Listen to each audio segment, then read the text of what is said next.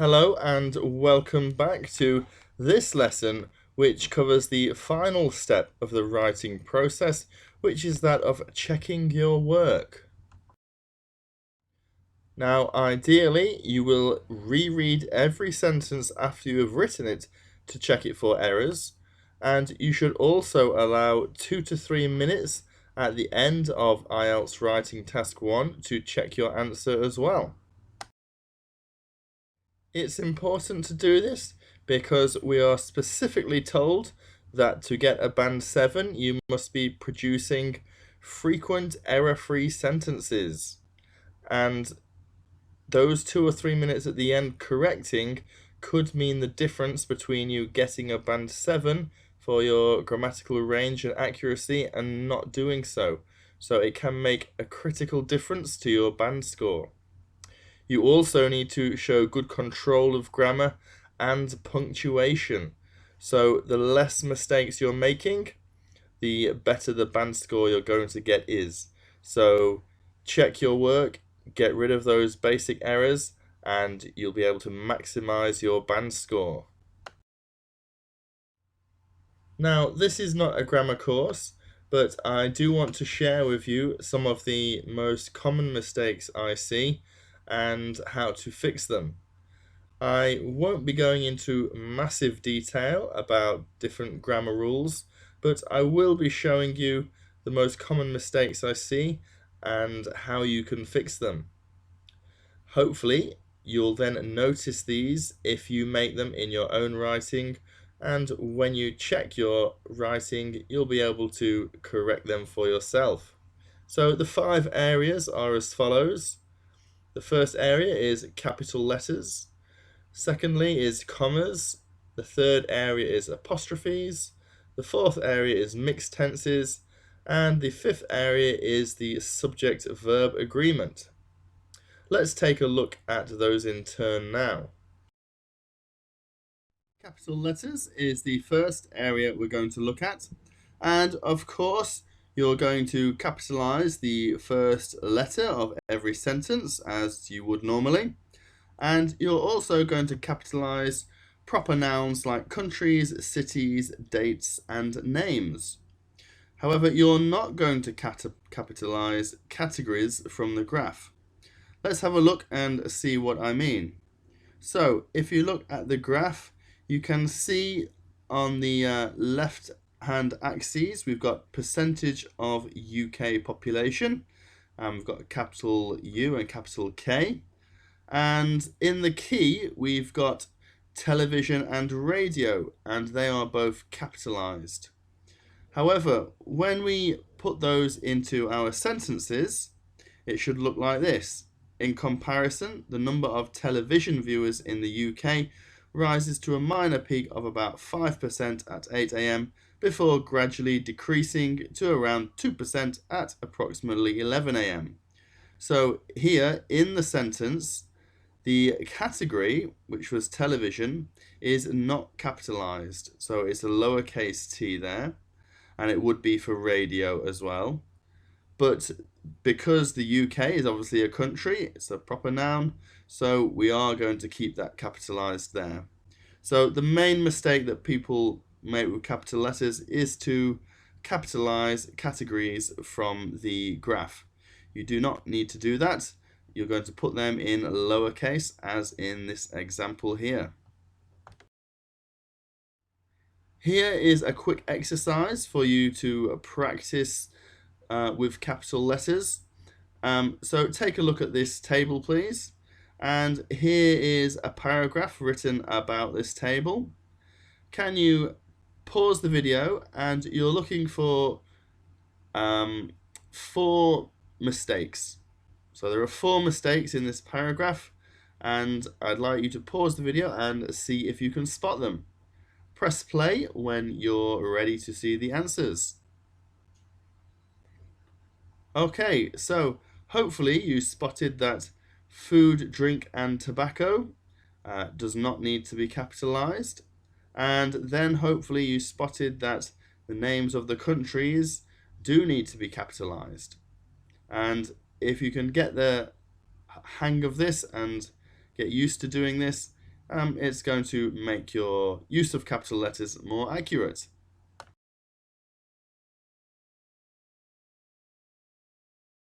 Let's take a look at commas now.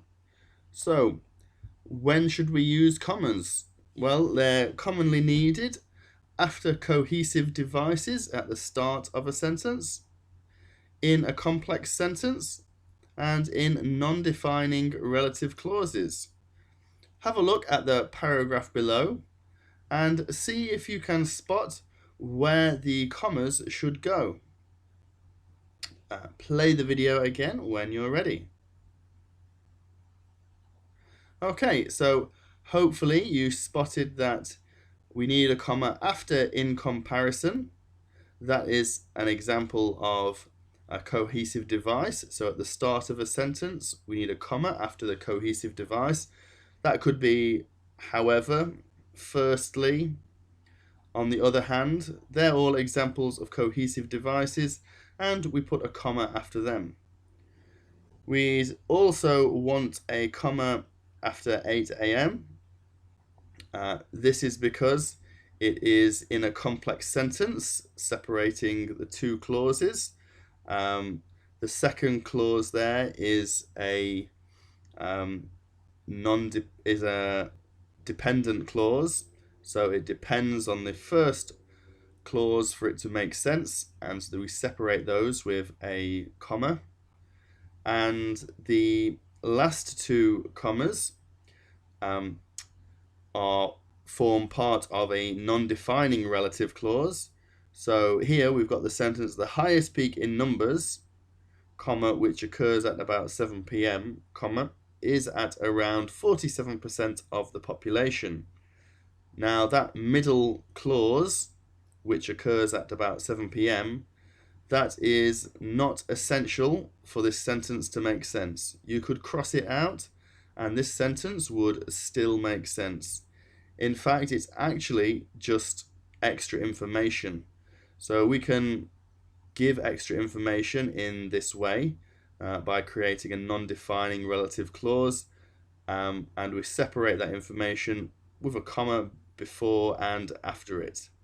So that's the third place. You're going to commonly need commas in your IELTS Writing Task 1 answers. So have a go for yourself now. Here is a paragraph. There are 6 missing commas. Can you work out where they should go? Pause the video for a moment and see if you can work out where the commas should go. Press play when you're ready to see the answers.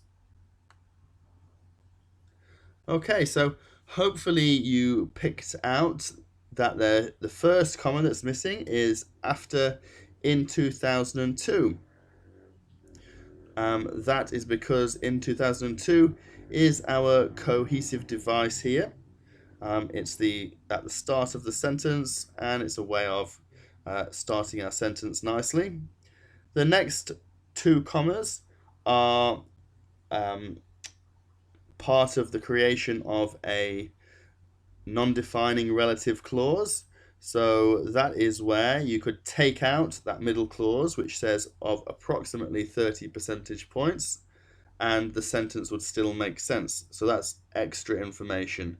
So we're separating that off with a comma either side. So that's 3 commas now. The 4th comma is after however, because that is our cohesive device at the start of a sentence. And then in the very last line, we've once more got a non-defining clause, which we're going to separate off with commas again. So that's examples of when you should be using commas in your writing task 1 answers. However, if you're not sure whether you should include it or not, I would always suggest not putting the comma in if you're not sure. It's far better to have too few commas than too many commas. It starts to look very messy if you have too many commas. So if you're not sure, leave it out. Okay, so the next area we're going to look at is apostrophes. Can be very tricky for many people. So the first rule really is that we're not going to use contractions in IELTS writing. So a contraction is when we abbreviate words and join them together. So instead of having they are, you would write their. Their is the contraction. She is would be she's. We are would be we're. However, you're not going to use contractions in IELTS writing, so you're always going to write they are, she is, we are. So that's one thing to remember. So do not use apostrophes for contractions. The next thing to remember is, well, if you take a look at the table here, you've got some information and we've got category headings on the top and countries down the side. And it's talking about different spending levels. So here we're using apostrophes to show possession. So Ireland's spending. So it's the spending belonging to Ireland. So you might say Ireland's spending is 28.91% on food, drinks, and tobacco. Spain's spending is 18.8% on food, drinks, and tobacco. Sweden's spending is 15.77% on food, drink, and tobacco. Now, here we've used apostrophe S to show that the spending belongs to the country. This is fine and this is absolutely correct. But note, none of these countries end in the letter S. If we had the country Wales there, the word Wales or the country Wales already ends in the letter S. So we don't put Wales apostrophe S. That would look strange. Instead, we just put Wales apostrophe spending. So Wales spending is XYZ. So any noun that ends in an S, we don't put apostrophe S, we just put an apostrophe when we want to indicate possession. My friend's spending, so the spending of my friends. Students' grades, so the grades belonging to the students. No S, it's just the apostrophe. So if a word already ends in an S, we don't put apostrophe S, we just put an apostrophe.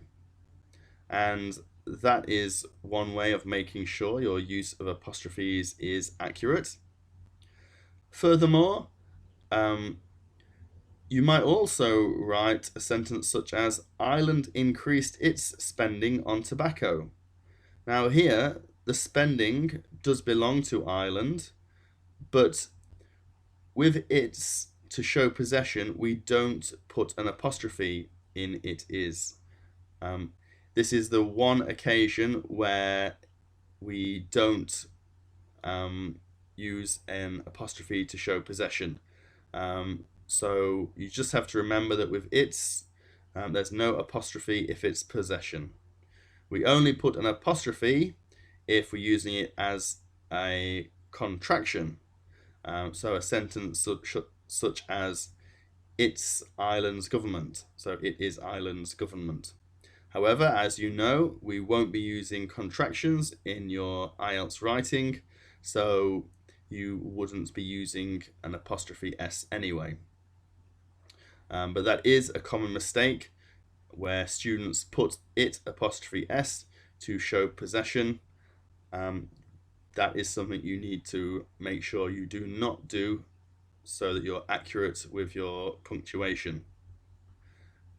And finally, we don't put an S for plural nouns ending in S, and this is similar to what we just mentioned above. So good grades are really important. So if it's a plural noun, we don't have an apostrophe S. It's We're using the S to show there's more than one of something, and when that is the case, we don't put an apostrophe. It's just when we want to indicate possession. So the golden rule is, again, similar to commas: if in doubt, leave it out. You're more likely to be accurate by leaving it out than by putting it in. The next area I'd like to look at is that of mixed tenses, or mistakes with tenses. So this is something that students always struggle with, especially under the pressure of the test, but it's something you can correct quite quickly at the end if you take the time to check your answer. So here is a paragraph. I'd like for you to pause the video and see if you can identify where the four mistakes are, and then press play again and we'll see if you identified them correctly. Okay, welcome back. Hopefully you identified these four mistakes, and basically these mistakes simply are the correct tenses that you need to use for the context of the sentences. So the first mistake is correspond. That's actually in present tense because we're talking about a fact about the graph, and the sentence started in present tense, so that needs to stay in present tense. The other three mistakes are simply that the student has not changed the sentences to past tense, because these sentences are describing the trends of a graph, and they've done that in past tense for the rest of the sentence, so they need to make sure that those verbs are in past tense as well. So you don't want to skip between present and past tense in the same sentence when you're describing the trends of something. Basically, I would stick to past tense to describe the trends, and that is why these three corrections have been made here.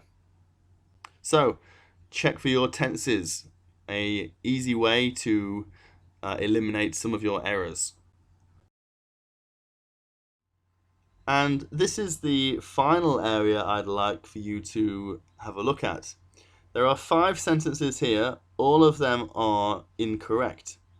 Could you please pause the video again and see if you can identify what the mistake is in all of these sentences and what the correction should be. So what should be the correct version of these sentences? Please pause the video and press play when you're ready to see the answers. Okay, so welcome back, and all of these mistakes are to do with something that we call the subject-verb agreement. Basically, that means the subject, is it plural? If it's plural, we need to use the plural version of the verb, and if it's singular, we need to use the singular version of the verb. So the top sentence, the number of international students are rising, it should read, the number of international students is rising, because it's a collective noun. It's a collective noun phrase. The number of international students is rising. We're talking about all of them together. Don't get confused by thinking because it's got an S on it, it must be plural. It's not, because we're talking about the number of international students. And the number is just one number. So therefore it needs to be is, not are. The next one, cigarettes was sold the most during December. Well, there's more than one cigarette was sold, so cigarettes were. The number of vehicles on the road is higher. Again, because it says the number of vehicles, that makes it singular. So the number of vehicles on the road is higher. Most flights are taken, so that's a plural, so flights are. And fewer people are traveling compared to 10 years ago.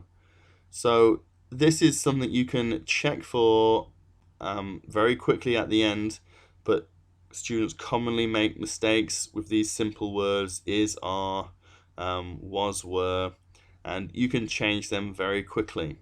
So another area, subject-verb agreement, make sure you check for it in your answers. Now, like I said at the beginning of the video, this is not a grammar course, so I haven't included all of the grammar rules or all of the different ways that grammar can be used.